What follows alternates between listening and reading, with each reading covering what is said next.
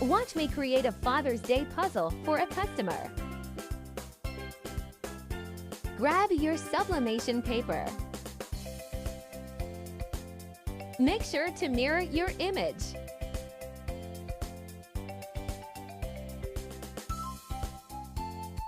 Trim your design and set your heat press to 370 degrees for 72 seconds.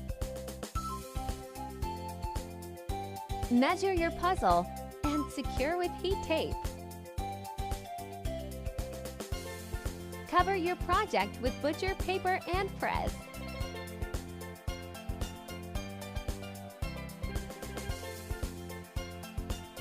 Let's see how it came out.